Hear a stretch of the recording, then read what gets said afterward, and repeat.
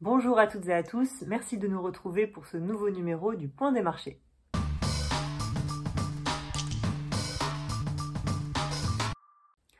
Bonjour Alexandre. Bonjour Adèle. Alors les récoltes avancent à toute allure en France. Quels sont les premiers résultats? En effet, les récoltes de l'Hexagone ont connu une avancée rapide cette année avec une récupération du retard en végétation qui a été réalisé sur le mois de mai et juin en raison du temps séchant et notamment d'un temps assez venteux avec une forte évapotranspiration.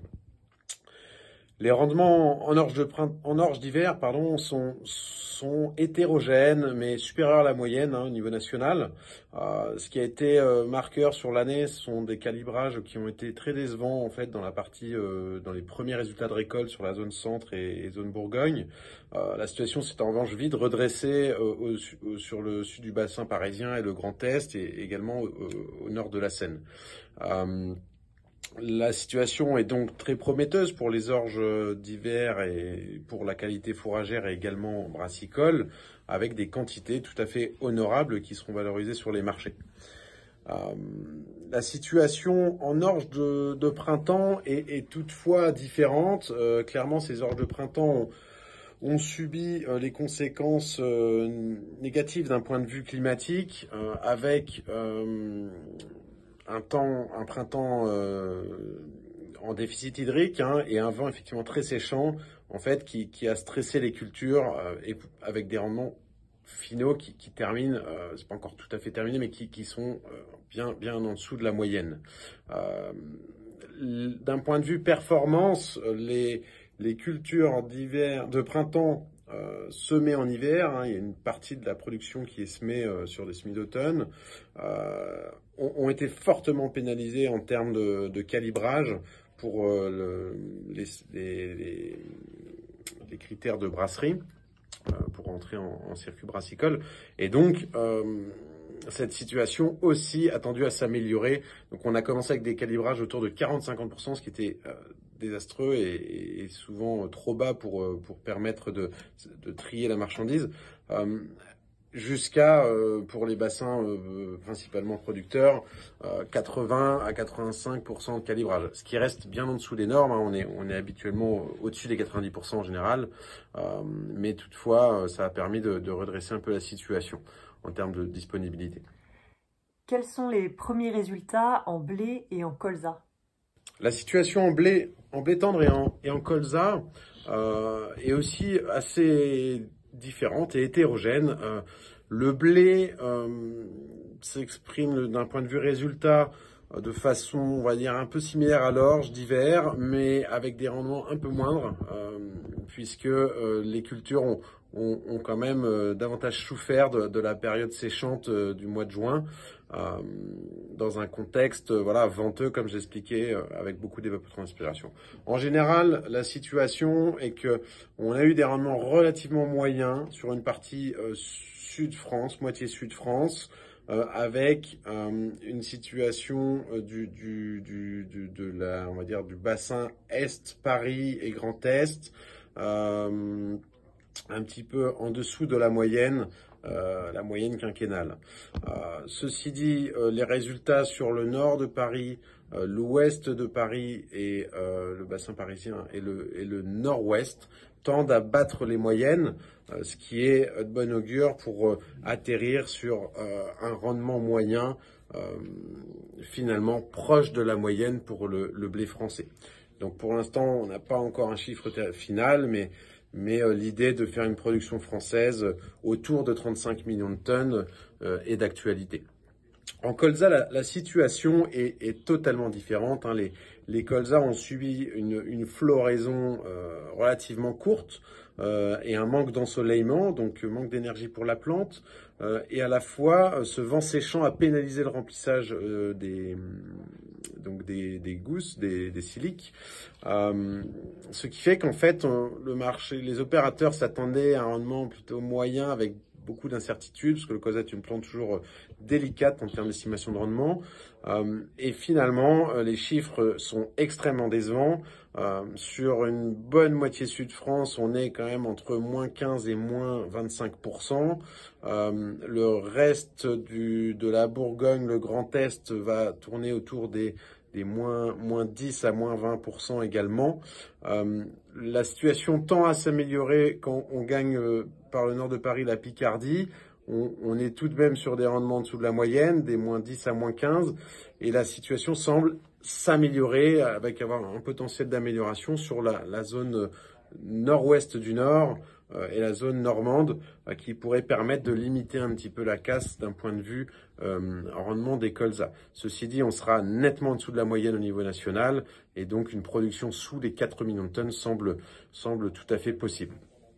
Autre point d'attention, la teneur en huile de la récolte sur les premiers résultats est elle aussi décevante, ce qui va créer un moindre rendement en trituration. Et pour finir, comment évoluent les marchés dans un contexte d'instabilité extrême en mer Noire? En effet, Adèle, les marchés sont totalement dépendants de la situation géopolitique et militaire dans le bassin mer Noire.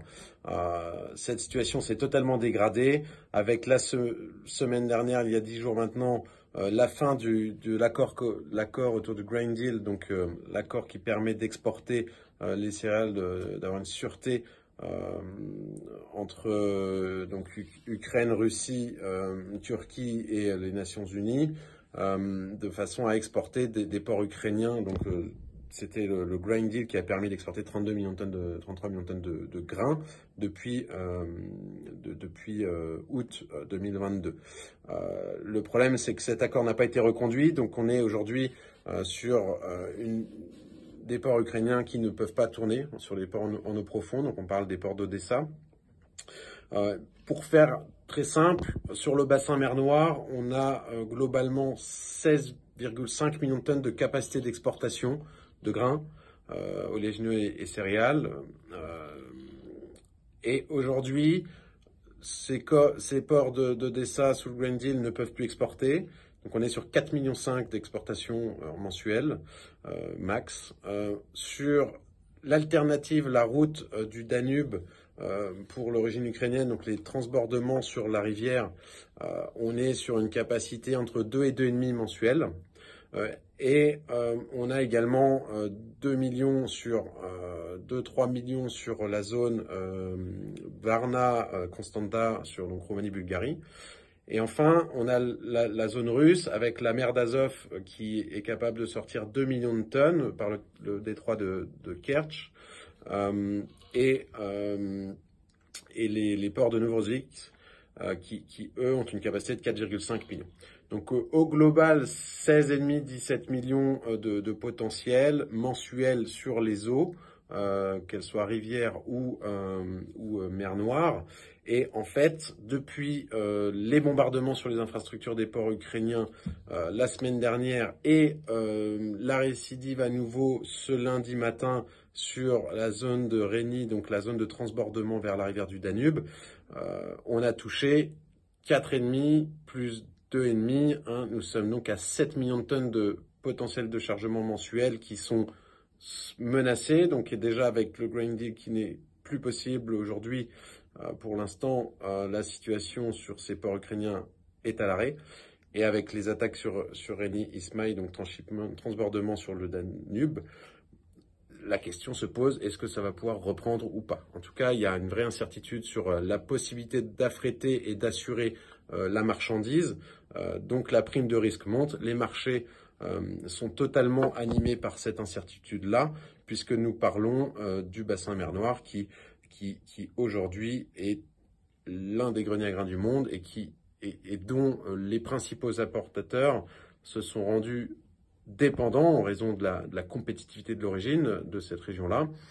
Et voilà, donc ces marchés ont beaucoup décalé puisque le risque d'un point de vue approvisionnement des échanges mondiaux est colossal. Maintenant, nous ne savons pas comment évoluera la situation. Évidemment, on peut faire tous les scénarios. Le scénario du pire, serait une fermeture du bassin mer Noire, avec le détroit de Beaufort fermé. Ce n'est pas un scénario qu'on privilégie aujourd'hui, mais ce serait vraiment une situation à considérer en cas de dégradation ultime de la situation d'un point de vue militaire et sûreté de navigation. Et à la fois, on peut aussi imaginer une amélioration de la situation avec pourquoi pas un renouvellement du Green Deal, même si ce sera compliqué. Pourquoi pas une réparation des zones qui ont été atteintes, des infrastructures et une reprise progressive des flux. Et puis, bien sûr, il y a les routes alternatives en rail, en train et en camion d'origine ukrainienne qui peuvent permettre d'absorber quelque part 2,3 millions de tonnes d'exportation mensuelle. Donc voilà, le marché très pendu à cette situation reste totalement en focus autour de cette prime de risque et de volatilité extrême, avec bien sûr dans le même temps la situation des marchés nord-américains sur les conditions de culture. Voilà pour cette semaine. Merci pour votre écoute. Merci Alexandre. Merci à toutes et à tous de nous avoir suivis. À bientôt pour un prochain point des marchés.